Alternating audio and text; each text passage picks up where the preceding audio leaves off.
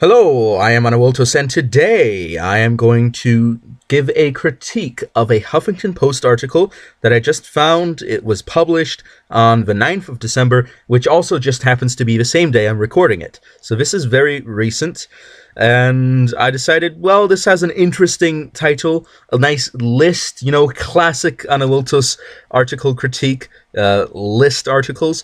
So let's take a look at what it is. 6 ideas for a truly radical tax system instead of Trump's tax plan for the wealthy. What else could be taxed? From pollution to robots. Ooh, we're getting edgy there, the robot tax. By Laura Patterson. By the way, please do not harass Laura Patterson. Please do not say mean things to Laura Patterson. If you want for some reason to contact Laura Patterson, do so in a respectful manner and do not spam. It was billed as radical tax reform, reducing taxes for the middle class and closing loopholes for the rich. But the Republicans have come under serious fire for offering the biggest breaks to companies and the wealthy. The Trump administration wants to cut the corporate tax rate from 35% to 20%. And change to individual tax rates in the House and Senate bills are set to favor the wealthiest people. The analysis from the Tax Policy Center found that the richest 20% of households would get 90% of the benefits from the proposed tax exchange over the next 10 years. Okay, in my opinion, I think lowering the corporate tax rate is a good thing. The reason being is that it allows the corporations to then have a greater flexibility with how they spend their money, and it allows them to invest more money into growing, which then helps grow the economy and then allows taxes to be higher, or at least we collect more income taxes from people, because if the economy is better, people have a better income, and perhaps some prices lower, and overall the economy is better and we'll get more income tax. I think that is one of those things. By the way, I am a tax professional, just if anyone didn't know, so I do have some knowledge on taxes, just if anyone is really wondering. Okay. Critics have already taken aim at the bills, which are now headed to a conference committee, where the House and Senate will hash out their differences. Then the legislation will get final congressional approval before going to President Donald Trump to be signed into law. But honestly, a third of corporate income getting taken by the government, that is absurd. Let's be honest here. This is about more than economics. It's about our values. Senator Elizabeth Warren, Democrat from Massachusetts, tweeted as the Senate passed its version of the bill in the early hours of December 2nd. And I believe this is the tweet. Tonight, the at Senate GOP. Why? I never got this. Maybe it's because I don't use Twitter as much as most people, but why not just say who it is? Why give the tweet link directly? Why not, or at least ensure that, well, if you at someone, I know that means that then they're going to be tweeted at, but why put that in there if that's not who you're trying to talk to in this tweet? And why not just say the Senate Republicans? Just say it like that in a more aesthetically pleasing manner in a sentence. By the way, I'm not using this as a political critique. I'm just critiquing the way people do this on Twitter. I see conservative people doing this too. I just think it's really weird. I don't know. Maybe I'm getting old.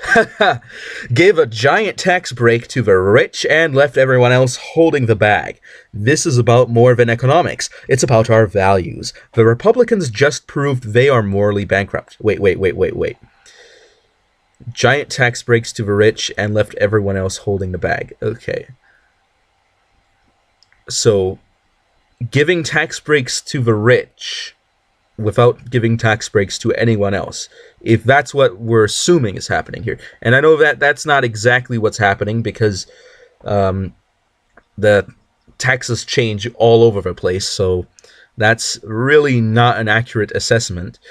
But if let's just assume that for a moment, this is it. That proves that they're morally bankrupt. Isn't that a pretty big leap to take? That, oh, we want to tax we want to reduce taxes on the employers and the leaders in the country, so that maybe they'll spend more money into the economy directly. Maybe that's morally bankrupt. I think it really depends on what spin you want to put on it, because the way you're spinning it is that you just want them to put more money in their pockets, and you're not going to give the money to the little man. But another way to spin it would be that they're hoping that these people are going to then spend their money into the economy rather than into the government. And hashtag, or actually, let me redact that statement, number symbol GOP tax scam. That's also, I hate people calling it hashtag. That just, it irks me inside. I die a little bit inside every time I hear someone pronounce it that way. Elizabeth Warren, at Sen Warren, December 2nd, 2017. That was way too long for reading a tweet. But you know what? That's how we do things here at my channel. But what if tax reform were used to try to create an economy that works better for society and the environment? Here are some ideas for how that might look. Okay, so these 6 ideas that the author here is putting forward are ideas that the author here says are going to create an economy that works better for society and the environment. So let's take a look at these and find out whether or not these things work better, create an economy that works better for society and the environment. Or actually, is that really the right priority to have? Why not just create a better economy overall? And not, because the way you could put this is that you may be weakening the economy for the benefit of society and the environment. I think that may be an implication that we might be having later in the article. Let's find out. Well, actually, I already know because I read this. Tax carbon emissions. Ooh, smog and haze in LA. Create a tax on the emissions that come from burning fossil fuels. In other words, oil, coal, and gas. Okay? And of course, the obvious question is why. And you know what? I think this is actually great writing, that you put the what and the why, because why is really the next obvious question. Energy consumption has lots of positive benefits, but when it's powered by fossil fuels, it comes with big social and environmental costs. And you know what? That it is right. Having dirty air is not fun for anyone. I think it's good for people to try to keep the air clean, as long as you don't end up trampling on somebody else's rights and somebody else's livelihood in the process. But let's find out if that's actually what you're trying to do here. Research from 2015 suggests a societal cost of about $40 per metric ton for carbon dioxide emissions. Carbon dioxide? Are you kidding me? Of all the pollutants that you could mention, you decided to mention the one that isn't actually that harmful to anyone. Carbon dioxide. You know, when you're in a smoggy town, and for example, Kabul in Afghanistan. I don't know if it's still that way, but a few years back, I read a report that it had a lot of air pollution, and people were walking on the streets in masks, and that smog here, that is not carbon dioxide. That's other more poisonous things, like carbon monoxide, which is very bad, among other things. But carbon dioxide, the average person, if you have air with high content of carbon dioxide, it's not going to do anything for you because your body isn't going to absorb it. Meanwhile, carbon monoxide is very poisonous. But just why carbon dioxide? Okay. Of all the things you could do, carbon dioxide, the thing that's good for plants, the thing that allows plants to grow larger and greener, the thing that's contributing to global greening. Are you kidding me? This includes the long-term negative effects such as climate change damage and health problems, most of which are not shouldered by the polluters. Health problems for carbon dioxide. Are you kidding me? Now, some people might say carbon dioxide is poisonous. And you know what? That's true, it is. But your body generally, if it's in the air already, isn't going to absorb it unless there's no oxygen in the air, in which case, what else do you have to breathe? But the reason I know this is because people breathe in and out all the time. And your body pushes out carbon dioxide and puts in oxygen. And it doesn't let in carbon dioxide for obvious reasons. That's the way the body is set up. It's set up to prevent such an event from happening. It's set up to...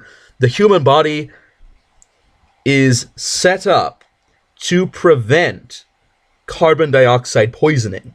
It is something that is very difficult to do if you're just breathing normally.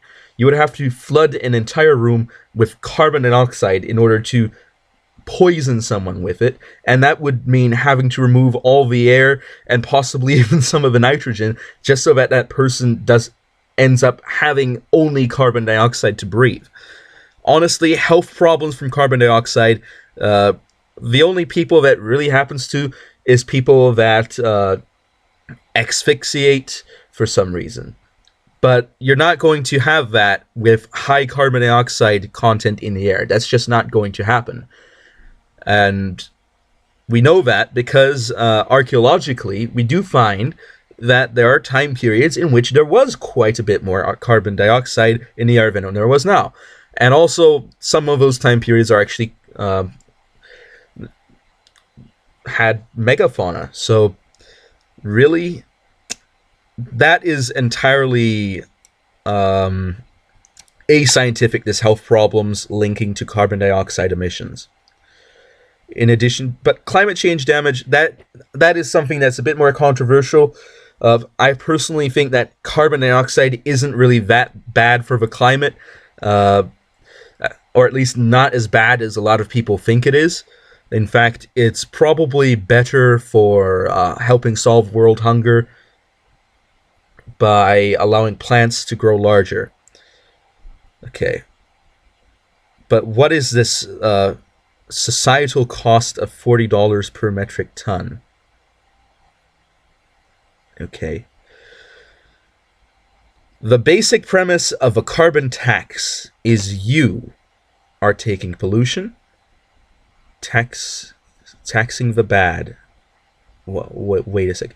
The basic premise of a carbon tax is you are taxing pollution, taxing the bad. Except that carbon dioxide doesn't really pollute. You can say it's a greenhouse gas, but I don't think you can really call it a pollutant. Let's be honest here. Because who's the last person who went outside on a regular day and succumbed to carbon dioxide poisoning? I don't think you can find a person that just walks out, breathes the air, and then collapses from carbon dioxide poisoning, because that doesn't happen. High carbon dioxide content in the atmosphere isn't something that's going to kill people.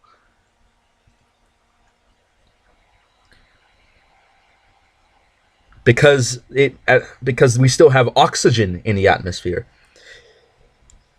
Anyway. Whew. Okay.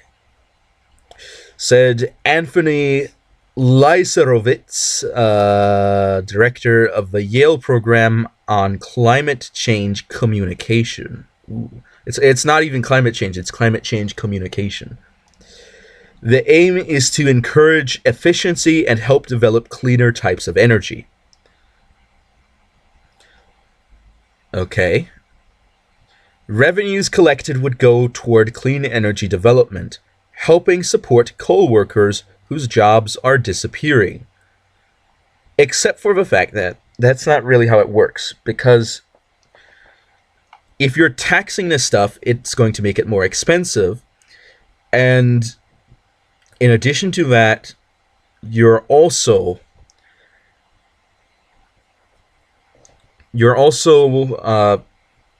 then going to pull people away from the coal industry, which is going to make those coal workers perhaps lose some jobs.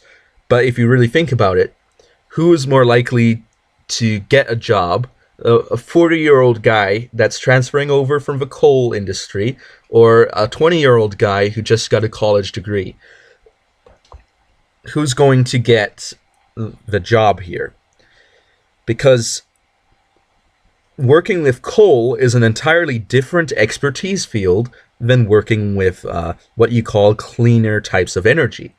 Therefore, you would have to re-educate the coal worker to work for this other job, and that is just going to increase costs overall, because now we've got fuel that's more expensive, and we've got workers that need to get re-educated, and overall costs are going to go up. Okay. And the reason people choose fossil fuels over what you call cleaner types of energy is because it's cheaper. So if you make it more expensive, everyone is going to have to pay more for energy, pay more for fuel, pay more for all sorts of different things. In other words, it's actually going to hurt the economy, because where does this money go? It goes right into the government and not right back into the economy. Revenues collected would go toward clean energy development. Well, yeah, energy development. It goes into research. And notably, research isn't something that necessarily yields direct economic returns. A research budget isn't something that you expect to always make money. In fact, many times it isn't going to make money. This is actually why pharmaceuticals are very expensive. It's because chemists and other individuals involved may make 100 experiments, and maybe only one of them will be successful, and that one experiment has to pay the cost for all those 100 experiments, or the person might just have to switch a job because you're not going to have enough money to operate that way. Research is expensive. In other words, it's actually not going to go back into the economy either that way. Helping support coal workers whose jobs are disappearing, paying down the deficit, or simply back into the pockets of Americans as a dividend. Are you kidding me? Now we're going to more government subsidies. Making the tax revenue neutral. You're just going to redistribute wealth out of fuel, okay?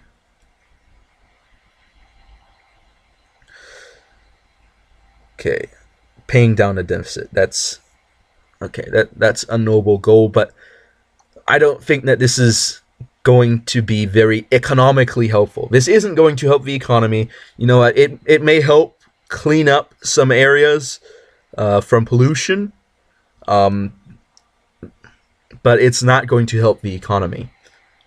Nor is it going to help the average person live a more wealthy, a more prosperous life, because it's in fact going to increase costs for that person. And as we know, the government is actually rather inefficient when it comes to playing around with money, which is why we have a big deficit to begin with. Who's arguing for it? Lots of people, including most Americans, support the idea. Okay. A recent study from Yale found that the majority of registered voters support a carbon tax. I'm not one of them, though. I am a registered voter, but I don't support the carbon tax, even if that means paying 15% more on their energy bills. Why? Why would you do that? That's just, well, what I think is these people are going to play a very different song when it actually goes through. Just thinking about it, because the average person, they're really going to worry about more about money. That's really something that I understand after researching history and looking at various societies throughout it. People are always going to go where the money is, and eventually people are just not going to like what's happening when that finally goes through. The same study also found broad support from both Democrats and Republicans. A group of senior Republican statesmen, including former Secretary of State James Baker, is making the case for a carbon tax. The group's argument is that tax plan uses free market principles rather than government regulation to reduce pollution. How? How is that using free market principles when you're taxing a specific industry and potentially putting money into a different industry? How is that free market? It's in fact the opposite of free market, because you're trying to control the market by discouraging people from using fossil fuels. That doesn't even make sense. Honestly, that made no sense. Well, it made grammatical sense. Well, we'll give them that. Rather than government regulation, which it is, to reduce pollution. Even corporations, including oil giants, ExxonMobil Corporation, British Petroleum, and Chevron Corporation, have come out in favor of it, though not everyone trusts their motives. Ooh. Oh, wait. Why would they be in favor of it?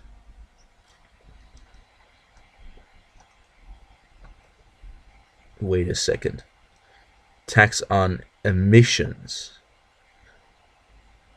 Is it going to be a tax on people having cars?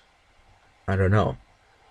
Or is it going to be a tax on people that produce fossil fuels? If it's a tax on emissions, then that means it's actually a tax on the actual people that are burning the fossil fuels. That is to say, everyone who owns a petroleum car. Yep. Good luck with that, the average person. Gonna raise your taxes. Who's against it? Conservative Republicans tend to be more opposed, as is Trump, who expressed his feelings on Twitter last year.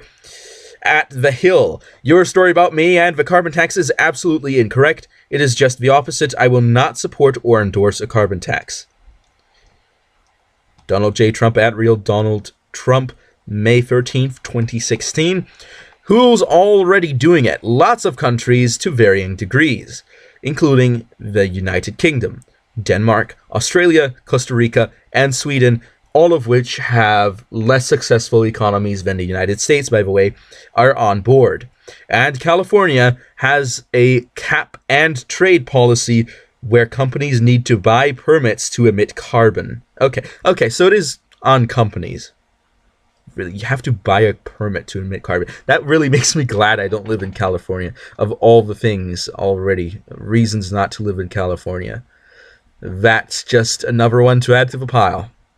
Industries in the state falling under the scheme cut emissions by 5% in 2016, according to data released by state officials, which probably is another reason why it's so expensive to live in California.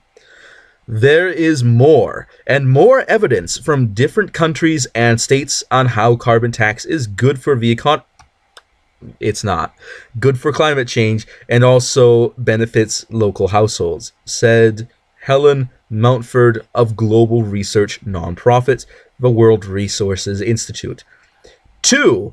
End fossil fuel subsidies. This is actually one that I kind of agree on. I don't like the concept of a government going around subsidizing a lot of different places. I know things might be a lot more expensive, but then the government could just also then proportionally cut taxes, and everyone would have a lot more money to buy these things. So I guess it evens out in the end. Smokestacks at Pacific Cores. Also, the government putting subsidies into certain industries can artificially keep an industry alive even if it has a bad business model, which I don't think is really in the spirit of a free market, to be honest. Or in the spirit of competition in market either. End the tax cuts, government money and incentives encouraging the development of and exploration for fossil fuels. And I would also say of clean fuels as well, so that the government has more money to do other things or more money to cut taxes, perhaps. Why? It would stop taxpayers' money from going to prop up the polluting oil and coal industries. Which, you know what, I think that's a fair thing. If you don't want to support that, I don't think the government really should be doing that anyway. Which cannot continue to grow if we are to keep global warming within the 2-degree threshold, beyond which we're likely to see catastrophic climate change. Although we really haven't seen any catastrophic climate change yet, even though many people have predicted it. Fossil fuels around the world are subsidized to the tune of $5.3 trillion a year, according to a study published in the journal World Development. That's 10 trillion a minute? Wait, 10 million, sorry. 10 million a minute.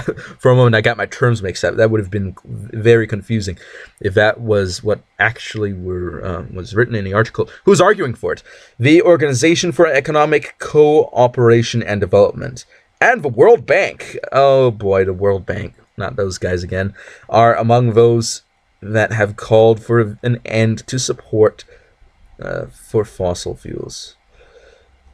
Who's against it? The Trump administration has called for coal and nuclear energy to be subsidized and claims subsidies for renewables are the real problem, accusing them of distorting the market and damaging the coal industry, even though nuclear power is a lot more efficient than a lot of these renewable power sources, which technically speaking aren't entirely renewable because you still need the machinery.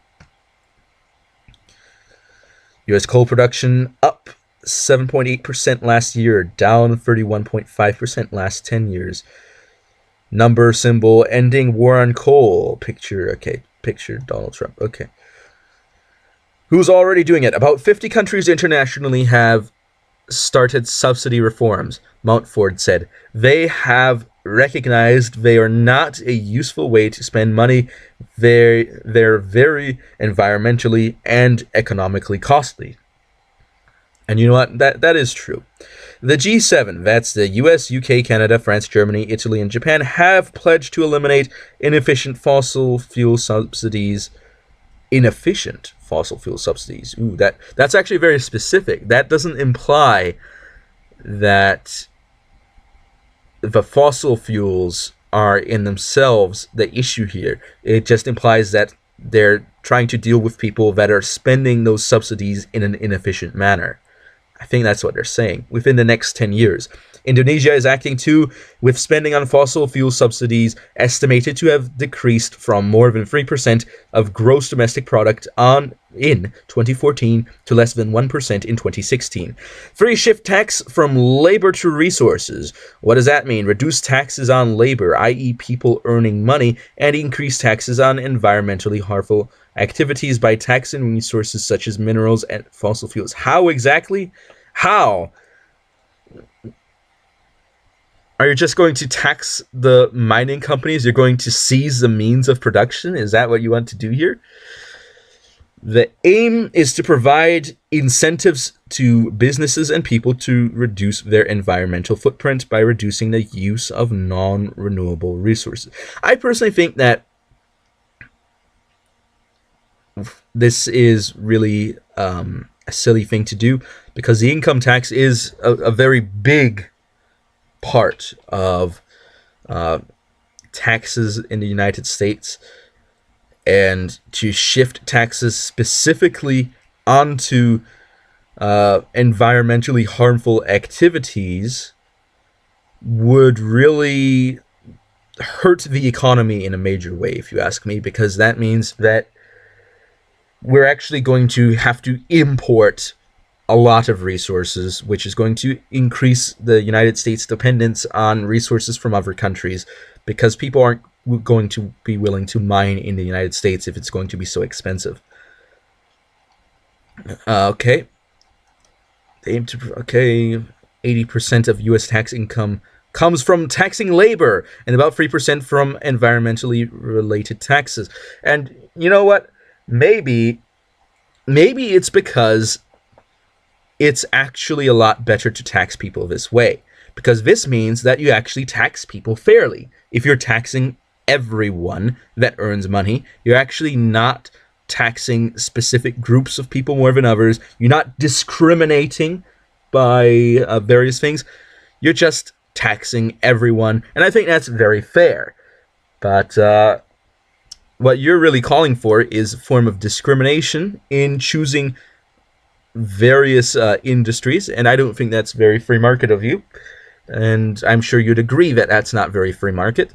And I also think that overall, economically, that is going to be more harmful than it's actually going to help, such as those on energy, transportation, pollution, and resources. The X-Tax product... Wait, transportation... I don't know. The X-Tax project, which involves Deloitte, PwC, and EY, I don't know what those are, looked at shifting tax from labor to consumption and natural resource use. Its recent report said that such a shift in the European Union would create 6.6 million more jobs and reduce carbon emissions by more than 8%. But how would that change the economy, though? That's not what we're being told here. Who's against it? Concerns include a potentially adverse effect on business. Big surprise there. The complexity of setting the right level of tax, and that such taxes could hit poorer households harder as they consume more in relation to their incomes. Who's already doing it? Some states in the U.S., such as Alaska and Texas, implement severance taxes, which typically affect the extraction of non-renewable resources like oil, coal, and natural gas. Resource taxes exist in most of the EU member states, but their revenue is limited. For the most part, they haven't involved a shift away from taxing labor, because that would be absurd. More than 50% of tax revenues come from labor, compared with 6% for green taxes.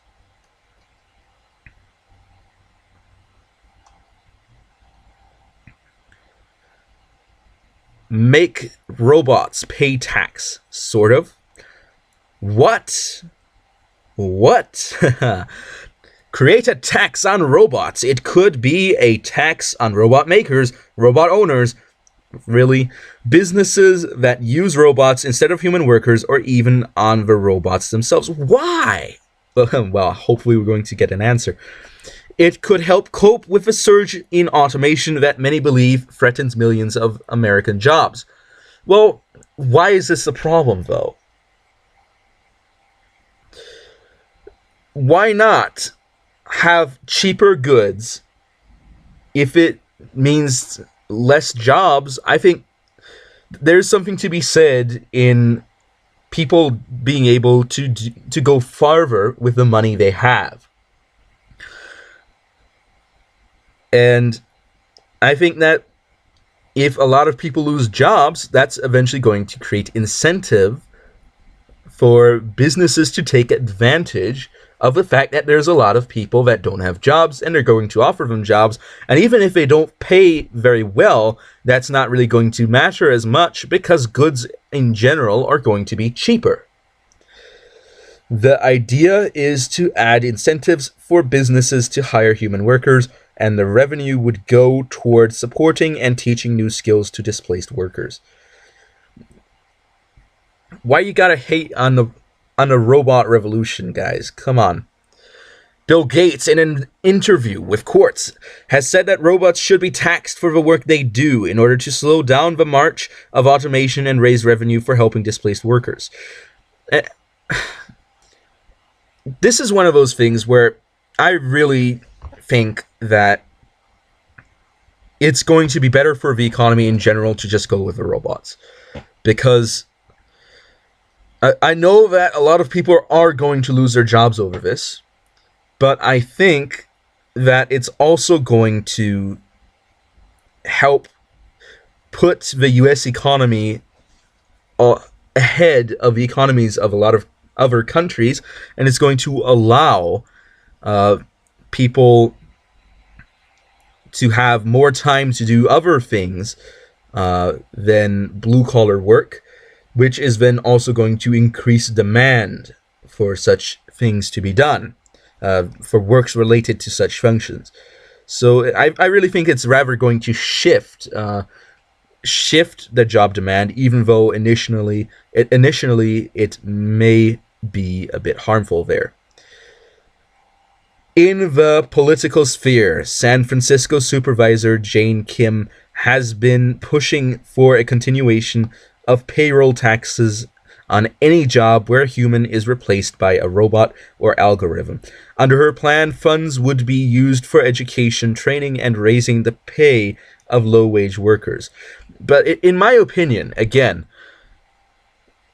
my priority is not that everyone has a job.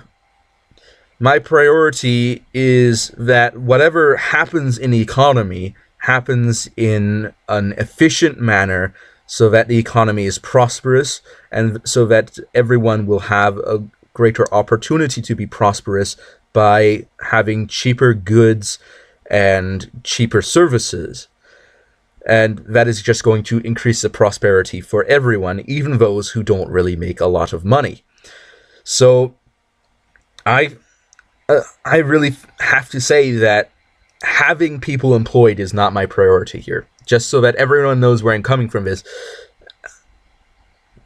that is not my priority. We encourage innovation when we work to make sure that the benefits of innovation benefit everyone, not just those at the top, she said. Who's against it? The robotics industry. Obviously, of course, which argues that a tax would be a block on innovation, which it would. Frankfurt-based International Federation of Robotics, for example, told Reuters it would harm competition and employment, which it would. Honestly, it really would. The Trump administration is also against it. Treasury Secretary Steven Mnuchin, that's the first time I've seen that one, when asked about the threat of artificial intelligence, told Axios' Mike Allen that it's not even on our radar screen. And honestly, while displacing workers may be a threat to a lot of people, I don't think an evil AI takeover is really a threat, because who in their right mind would program a machine to do that? Let's just be honest there. The Republicans' Senate tax bill includes incentives for automation by allowing companies to deduct from their taxable income the entire cost of business investments, which include robots. Among other things, let's be honest here. So it's not really that much of an incentive for automation if it is a deduction from their taxable income, including the entire cost of business investments. If that's it, then I don't think that this is specific only to the robots. It offers no provisions to help displaced workers. Europe debated and rejected the idea of a robot tax earlier this year. Well, good on them. Who's already doing it? No country has yet implemented a robot tax, although South Korea has just implemented something akin to one. In August, it announced proposals to limit the tax breaks available to business investing in automation. Tax financial transactions. What? Place a small charge on financial transactions such as the sale of stocks, bonds, and other derivatives. Okay.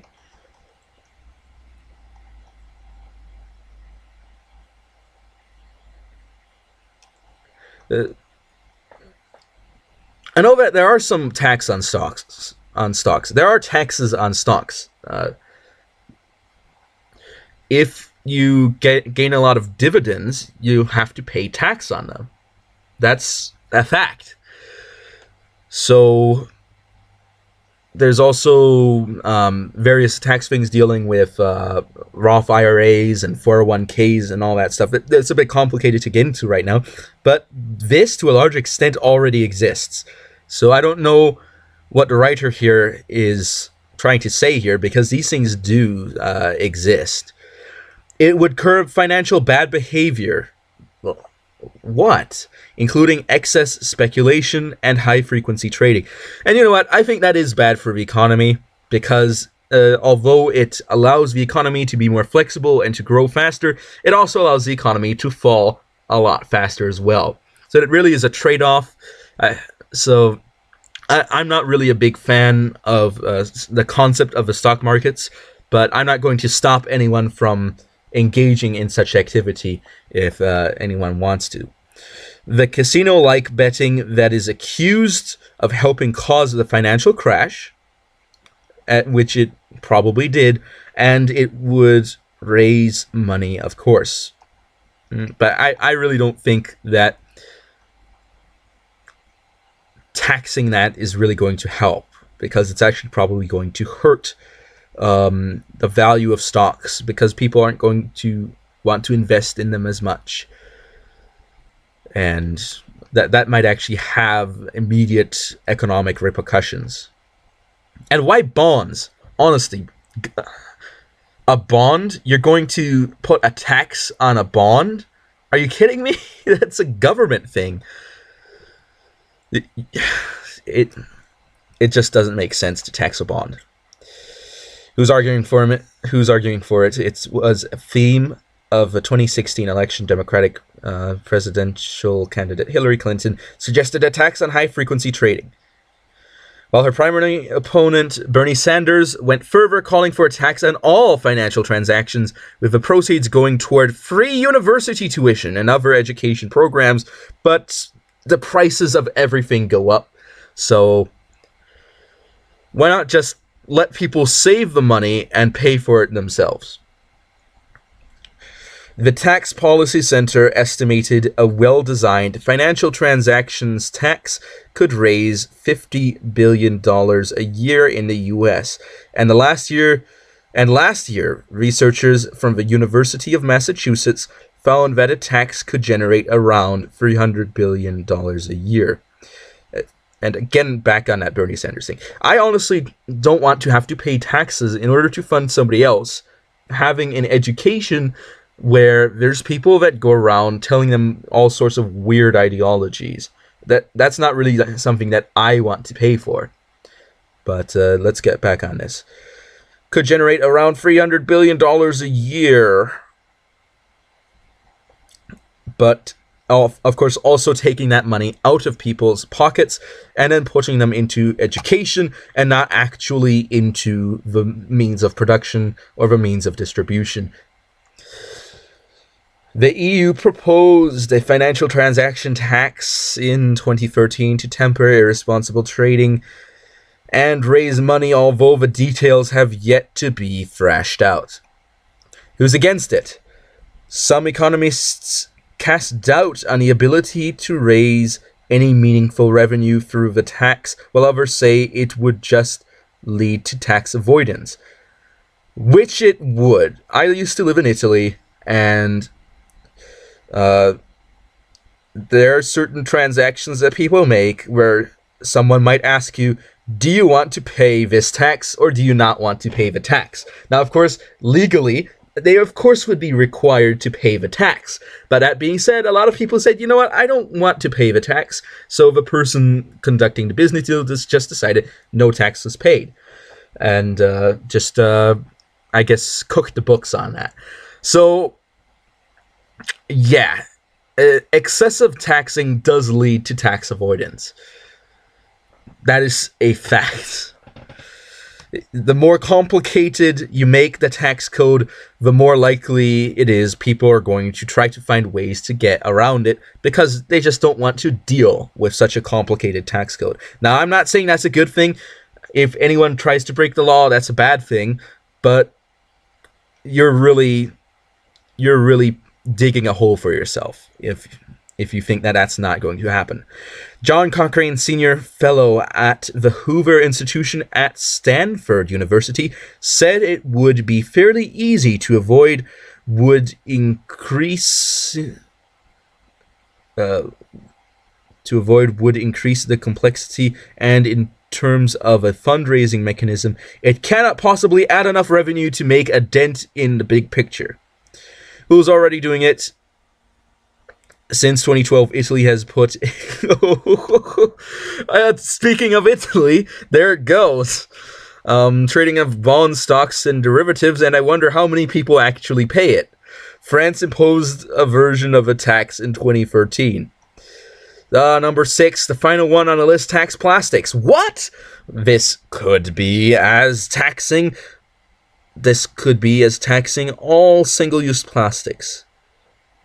Think water bottles and takeout containers, or simply a plastic bag tax, or a deposit return scheme to give people incentives to return their bottles.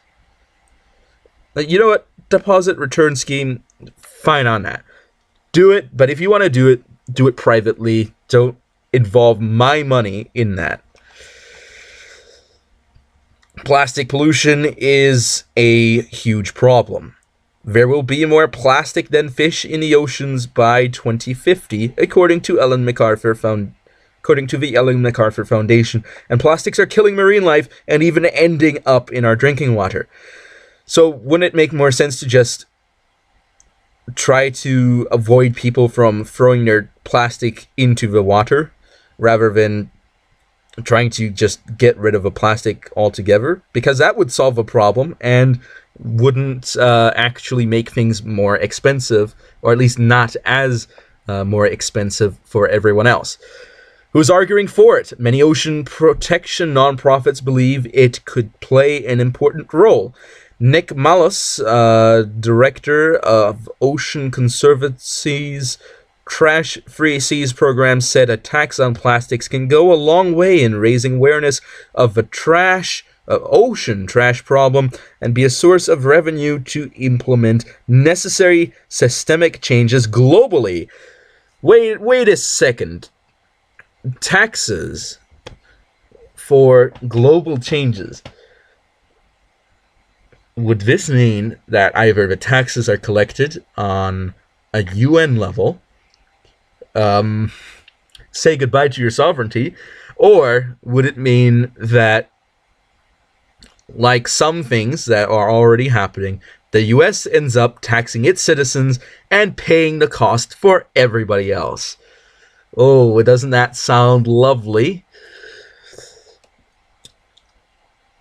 Including waste collection and product and material redesign. Because there are some companies that just aren't going to spend money on this. Let's be honest. Who's against it? Not everyone is convinced a tax would solve the problem of plastic pollution. The EU, for example, is not convinced that a tax would solve the problem of plastic pollution. Has ruled out a tax on single-use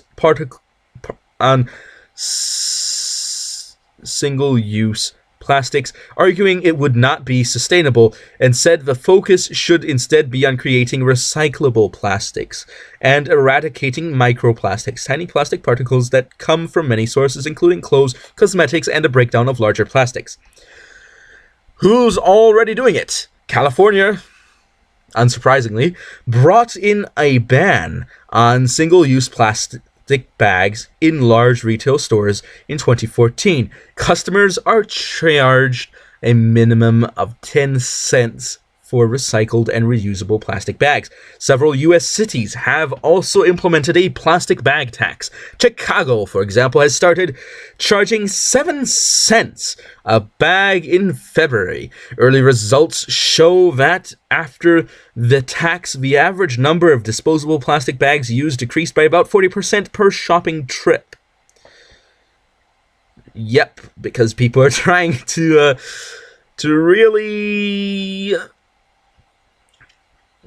really get around it. And you know what? I've lived in countries where you have to pay for the plastic bags, and you know what? It's pretty annoying. It's a big hassle. And it does lead to people bringing in their own bags or using boxes and stuff like that. But it also costs a lot of money as well. China banned plastic bags in 2008, and a few months ago, Kenya made it illegal to produce, sell, or use plastic bags, with transactions including up to 4 years, with sanctions including up to 4 years in prison or a fine of $40,000 for using a plastic bag. That's right. Norway and Denmark have a deposit return scheme for plastic bottles. Both see more than 90% of bottles returned for recycling every day. 3.5 million empty bottles are collected at 1,000 collecting points in Denmark, said Henrik Beha Pedersen, founder of Plastic Change, a Danish headquartered non-governmental organization. There are fewer examples of a tax on other single-use plastics. UK Chancellor Philip Hammond is calling for evidence on the effects of a tax on single-use plastics and whether it could reduce pollution and protect bird and marine life. Okay. Wait, okay.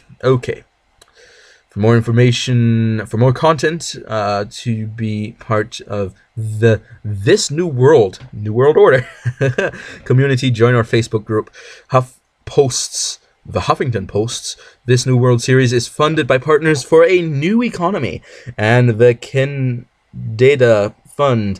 All content is editorially independent with no influence or input from the foundations. If you'd like to contribute a post to the editorial series, send an email to thisnewworld@huffingtonpost.com. Thank you, Laura Pattison, for writing this article. And overall, I have to say that, some good points were made, but for the most part, many of these things could be harmful to the economy to some extent, some more than others. So honestly, I don't, if you're really trying to make this an alternative to Trump's plan, I don't think it really works that well as that. So thank you all for watching. If you have anything to say, please do so in the comments section below. If you would like to collaborate with me and co-critique an article with me, I would love to do that. In fact, I am looking for people to do that, so that would really be something nice to have happen. I would recommend that you comment in the comment section below or send me an email. So anyway, thank you all for watching, and I will be seeing you all next time on Wiltus over and out.